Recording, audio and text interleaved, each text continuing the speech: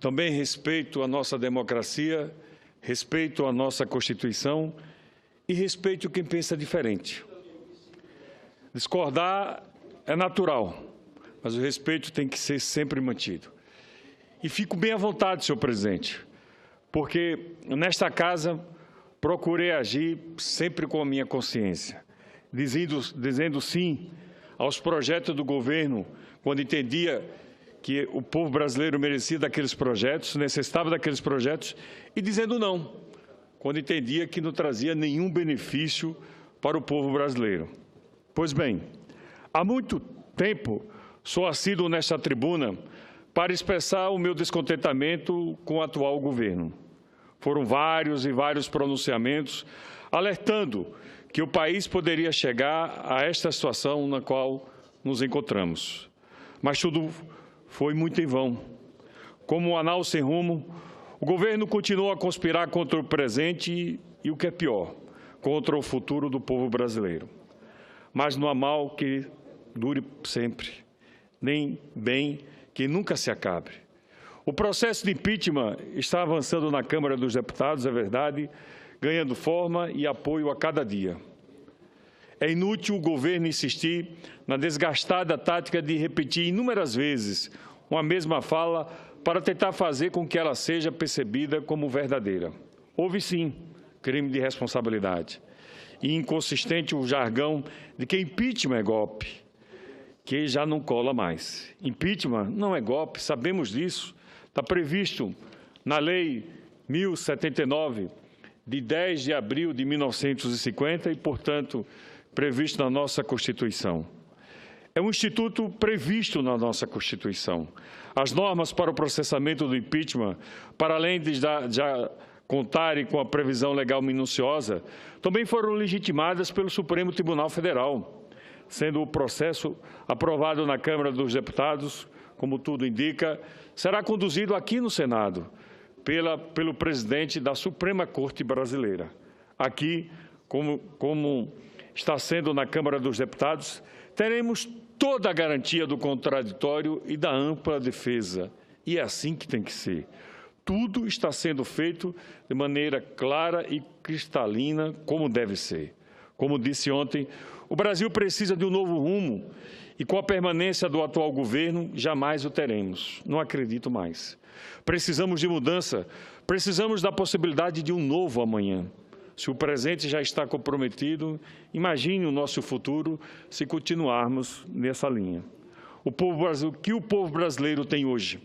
Se olharmos para a situação da economia, o quadro é de recessão continuada, de aumento mensal do ritmo de desemprego, de falta de crédito, de falta de esperança e, lamentavelmente, o que mais sofre são os mais humildes e os mais necessitados.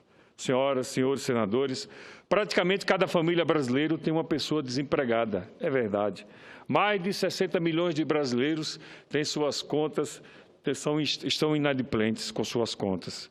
Contando apenas o que se tinha emprego formal, já são mais de 10 milhões de desempregados no país. A crise chegou, e como chegou? Chegou há muito tempo, chegou para muitas famílias brasileiras. Sem emprego não há salário e sem salário não há dignidade. Qual a expectativa positiva podemos ter com este governo? Com o governo que aí está. Se olharmos para a situação da saúde, percebemos que se chegou a uma situação raras vezes vista na nossa história, vista no nosso país, onde até mesmo a gravidez está em risco.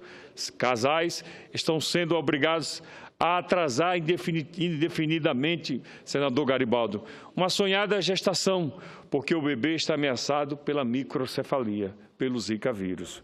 Onde se viu isto antes, senhor presidente? Os valores desaparecidos nos ductos da corrupção são os mesmos que agora faltam para combater o mosquito Aedes aegypti. Mosquito esse que se conhece desde o Egito Antigo, além de tantas outras ações de responsabilidade do governo federal. Qual o brasileiro que depende do SUS, que consegue uma consulta rápida, que consegue fazer os seus exames rapidamente, que consegue fazer o seu tratamento rapidamente, como necessário é em alguns casos de tipo de câncer. O tão programado acesso universal à saúde, de fato, não existe para milhões de brasileiros. E digo isto como médico, como alguém que conhece a realidade do trabalho na rede pública, onde falta quase tudo, inclusive a dignidade para o exercício da profissão da área de saúde e também para os pacientes. Se olharmos para esta situação da educação, é um desalento. É uma desesperança. A juventude teme pelo futuro. Muitos estão com seus planos interrompidos. Programas como o Pronatec, o Ciências Sem Fronteiras, estão prejudicados e muitos estudantes não terão a oportunidade de continuar seus estudos, o que é muito triste. Se olharmos para a situação da segurança, percebemos que o direito constitucional de ir e vir não está mais garantido, senador Randolph. O brasileiro sai de casa para trabalhar ou para procurar emprego sem saber se volta. A violência está banalizada, assaltos, furtos, explosões de bancos e caixas eletrônicos, invasões de cidades para se roubar agências bancárias, tudo isso acontece atualmente com grande frequência. Basta, senhor presidente, chega, não suportamos mais tanto sofrimento, tanta indignidade.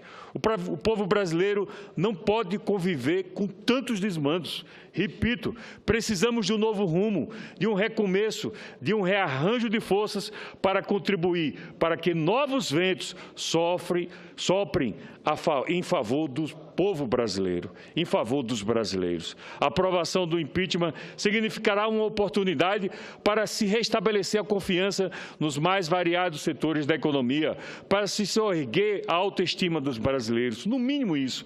Entretanto, que ninguém se iluda, o país não voltará ao prumo de uma hora para outra. Como disse ontem aqui nesta tribuna, sou a favor sim do impeachment e vejo a cada dia aumentar o número de deputados federais e de senadores que irão votar pela sua aprovação.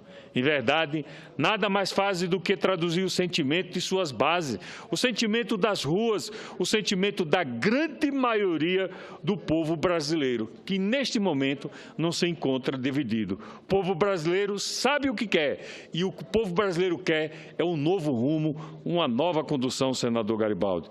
Quem não deseja mais conviver com o atual desgoverno, chega, basta.